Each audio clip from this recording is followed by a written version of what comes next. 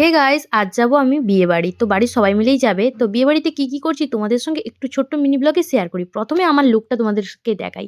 এই গ্রাউন এই ড্রেসটা আমার খুব ফেভারিট। যাই হোক, তোমাদেরকে একটু শেয়ার করলাম ড্রেসটা কেমন লাগছে অবশ্যই কমেন্টে জানিও। বলতে বলতে পৌঁছে গেছি বিয়ে বাড়িতে। বিয়ে বাড়িতে প্রথমেই ঢুকেই দেখছি গণেশ ঠাকুর। তো প্রথমে প্রণাম করলাম, তারপরে চলে এসেছি কনের কাছে। কনের কাছে গিয়ে গিফটটা দিলাম, কনের সঙ্গে একটু কথা বললাম।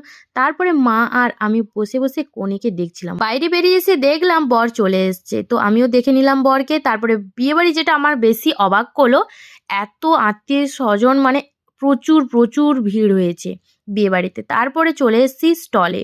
এখানে স্টলের মধ্যে আমি আজকে ফুচকাই খেয়েছি, আর বাকি স্টলে কোনো খাওয়াই হয়নি, কারণ সব শেষ।